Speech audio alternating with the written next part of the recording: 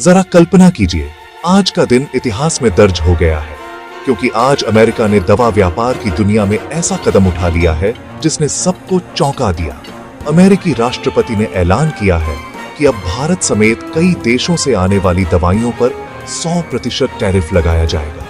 उनका कहना है कि इससे मेड इन अमेरिका को बढ़ावा मिलेगा और घरेलू उद्योग मजबूत होगा। लेकिन इस एक फैसले की गूंज सिर्फ 2 देशों तक नहीं, बल्कि पूरी दुनिया के अस्पतालों, लाखों मरीजों और वैश्विक दवा सप्लाई चेन तक सुनाई देने लगी।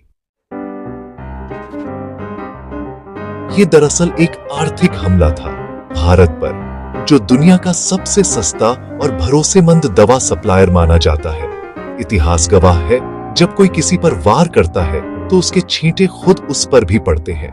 एक्सपर्ट्स ने तुरंत चेतावनी दी, इतने बड़े टैरिफ से दवाइयों की कीमतें आसमान छू जाएंगी और कई जगह जरूरी दवाइयों की कमी हो सकती है। यानी सबसे बड़ा असर अमेरिका के अपने आम नागरिक की जेब और स्वास्थ्य पर पड़ने वाला था। नहीं, इस बार भारत ने साफ कह दिया, अब झुकना नहीं है। सरकार और फार्मा इंडस्ट्री ने मिलकर एक बेहद सोच समझी रणनीति बनाई और उसे तुरंत अमल में भी लाए।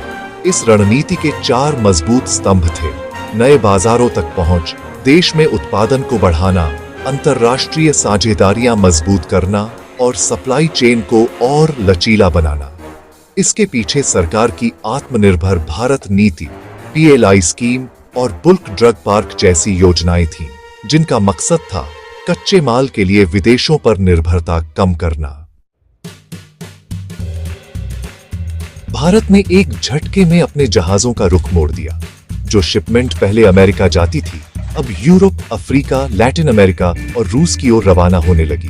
भारतीय कंपनियों और फार्मैक्सिल ने इन देशों में रेगुलेशन, टेस्टिंग और लॉजिस्टिक सपोर्ट देना शुरू कर दिया। नतीजा चौंकाने वाला था।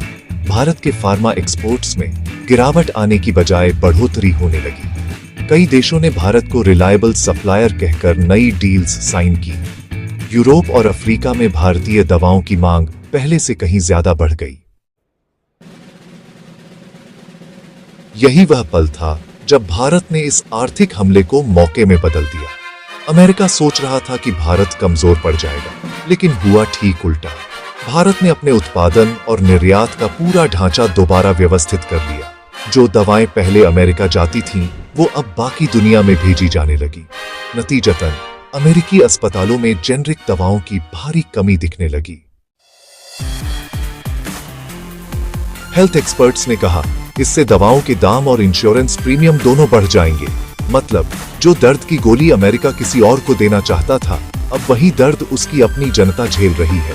भारत की फार्मा इंडस्ट्री को यूं ही दुनिया की फार्मेसी ऑफ द वर्ल्ड नहीं कहा जाता। भारत दुनिया का सबसे बड़ा जेनरिक दवा उत्पादक है और कई देशों के लिए लाइफलाइन की तरह है। इसलिए जब भारत ने अपनी सप्लाई लाइन बदली, तो कई देशों ने तुरंत भारत का साथ दिया। धीरे धीरे एक नया संतुलन बन गया। अमेरिका को अब एहसास हुआ कि उसने खुद अपने लिए मुश्किल खड़ी कर ली है। इस बीच भारत ने न सिर्फ नए बाजारों में कदम बढ़ाए, बल्कि ब्राजील, मिस्र, इंडोनेशिया और रूस जैसे देशों में लोकल प्रोडक्शन शुरू कर दिया। सरकार ने भी कंपनियों को पूरी मदद दी। PLI सहायता, सब्सिडी और लॉजिस्टिक सपोर्ट के जरिए भारत की दवा कंपनियां नए देशों में पैर जमाने लगी। वहीं अमेरिका अपने सप्लाई नेटवर्क को संभालने में जूझता रहा। भारत ने यह सब करते हुए भी इंसानियत नहीं छोड़ी। हमने सुनिश्चित किया कि जीवन रक्षक दवाओं की सप्लाई उन देशों तक बिना रुकावट पहुंचे जहां उनकी सबसे ज्यादा जरूरत थी। यही भारत की असली ताकत है, कारोबार में बुद्धि और मानवता में जिम्मेदारी। अंत में नतीजा साफ था।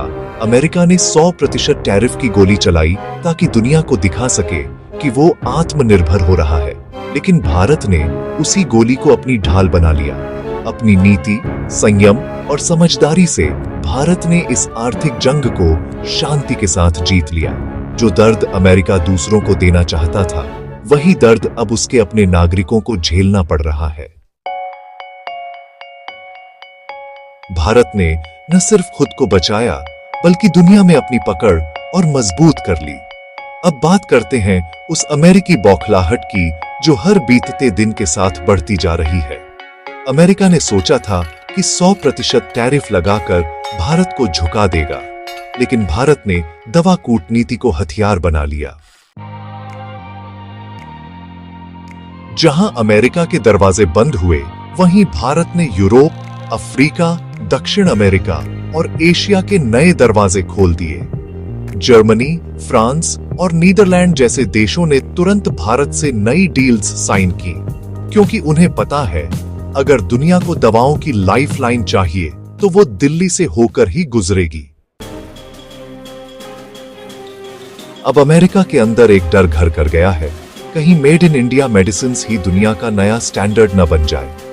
भारत की सस्ती और असरदार जेनरिक दवाएं वहां के लगभग 45% गरीबों के इलाज की रीढ़ है।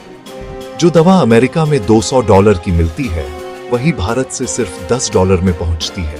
अब जब 100% टैरिफ लग गया, वही दवा अमेरिकी मरीज को $200 में पड़ेगी। मतलब भारत को सजा देने की कोशिश में अमेरिका अपने ही लोगों को महंगी दवा का दर्द दे रहा है।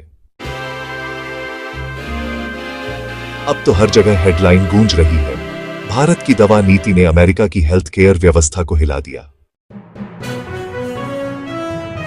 लेकिन भारत झुका नहीं। अमेरिका ने दीवारें खड़ी की, भारत ने कॉरिडोर बनाना शुरू किया। संयुक्त अरब अमीरात, ब्राजील, रूस, दक्षिण अफ्रीका और इंडोनेशिया के साथ भारत फार्मा कॉरिडोर नेटवर्क तैयार कर रहा है।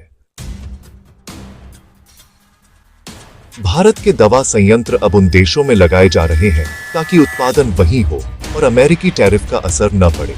जैसे सन फार्मा दुबई में नया एपीआई प्लांट बना रही है, डॉक्टर रेड्डीज रूस में संयुक्त उत्पादन यूनिट खोल रही है और सीप्ला दक्षिण अफ्रीका के साथ मिलकर 40 नई दवाओं के प्रोजेक्ट पर काम कर रही है।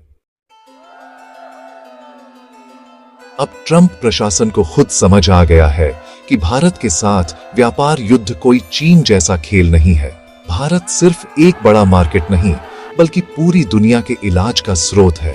अगर भारत से दवाओं की सप्लाई आधी भी घट गई, तो अमेरिकी अस्पतालों में जेनेरिक दवाओं का स्टॉक खत्म हो जाएगा। भारत सरकार ने इस संकट को अवसर में बदल दिया है। आत्मनिर्भर फार्मा मिशन 2030 के तहत भारत का लक्ष्य है कि 2030 तक सभी एक्टिव इंग्रेडिएंट्स का उत्पादन पूरी तरह देश में ही हो। पहले इनका 70% हिस्सा चीन से आता था, लेकिन अब हिमाचल, गुजरात, तेलंगाना और उत्तराखंड में नए फार्मा हब बन रहे हैं, जो make in India, heal the world के असली प्रतीक हैं। आज अमेरिका में हालत ये है कि वहां की कंपनियां भारतीय दवाओं के बिना अपने ऑर्डर पूरे नहीं कर पा रही हैं। टैरिफ ने अमेरिकी कंपनियों को घाटे में डाल दिया है, लेकिन जनता को बताया जा रहा है भारत वैश्विक दवा बाजार पर कब्जा जमाने की कोशिश कर रहा है। अब सवाल आपसे, क्या अमेरिका का यह कदम भारत को रोक पाएगा, या भारत अपनी फार्मा डिप्लोमेसी से दुनिया का असली हेल्थ हब बन जाएगा? बाकी आप लोग इस पर क्या सोचते हैं? अपनी राय नीचे कमेंट में जरूर बताएं। वीडियो को लाइक, सब्सक्राइब और अपने दोस्तों तक जरूर शेयर करें।